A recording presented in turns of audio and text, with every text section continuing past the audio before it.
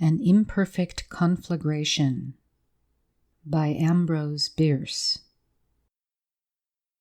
Early one June morning in 1872, I murdered my father, an act which made a deep impression on me at the time. This was before my marriage, while I was living with my parents in Wisconsin. My father and I were in the library of our home, dividing the proceeds of a burglary which we had committed that night. These consisted of household goods, mostly, and the task of equitable division was difficult. We got on very well with the napkins, towels, and such things, and the silverware was parted pretty nearly equally. But you can see for yourself that when you try to divide a single music box by two without a remainder, you will have trouble.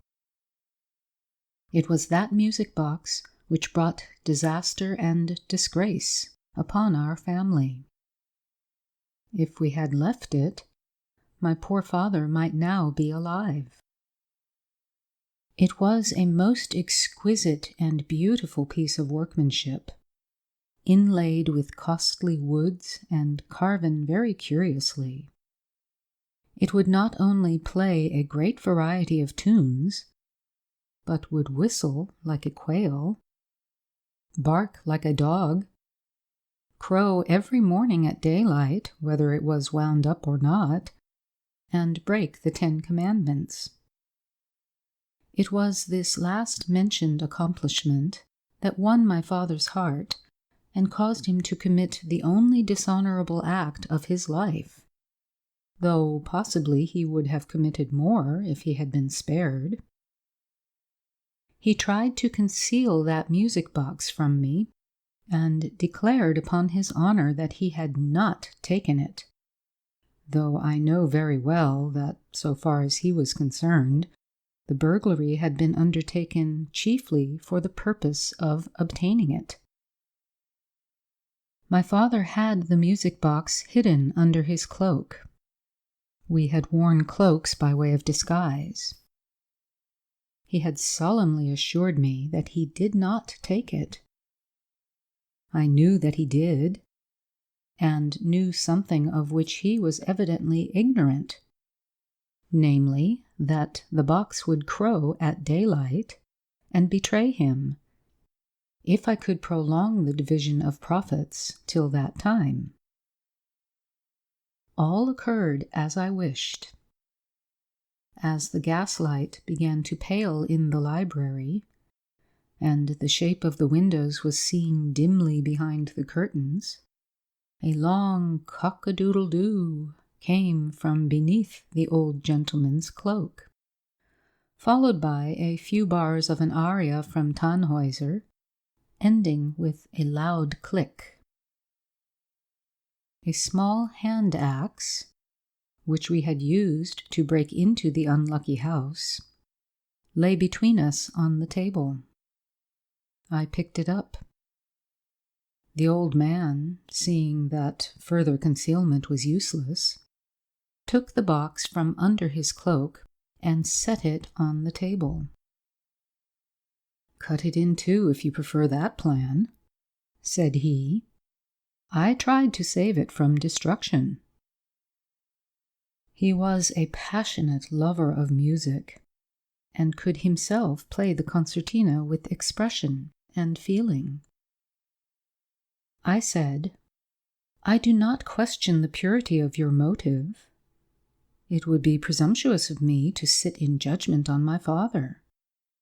But business is business, and with this axe I am going to effect a dissolution of our partnership unless you will consent in all future burglaries to wear a bell punch." "No," he said, after some reflection. "No, I could not do that. It would look like a confession of dishonesty. People would say that you distrusted me." I could not help admiring his spirit and sensitiveness. For a moment I was proud of him, and disposed to overlook his fault. But a glance at the richly jeweled music box decided me, and, as I said, I removed the old man from this vale of tears. Having done so, I was a trifle uneasy. Not only was he my father, the author of my being, but the body would be certainly discovered. It was now broad daylight, and my mother was likely to enter the library at any moment. Under the circumstances, I thought it expedient to remove her also, which I did. Then I paid off all the servants and discharged them.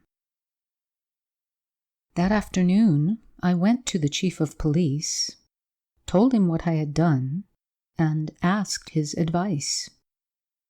It would be very painful to me if the facts became publicly known. My conduct would be generally condemned. The newspapers would bring it up against me if ever I should run for office. The chief saw the force of these considerations. He was himself an assassin of wide experience. After consulting with the presiding judge of the Court of Variable Jurisdiction, he advised me to conceal the bodies in one of the bookcases, get a heavy insurance on the house, and burn it down. This I proceeded to do. In the library was a bookcase which my father had recently purchased of some cranky inventor, and had not filled. It was, in shape and size, something like the old-fashioned wardrobes which one sees in bedrooms without closets, but opened all the way down, like a woman's nightdress. It had glass doors. I had recently laid out my parents, and they were now rigid enough to stand erect. So I stood them in this bookcase, from which I had removed the shelves. I locked them in and tacked some curtains over the glass doors. The inspector from the insurance office passed a half-dozen times before the case, without suspicion.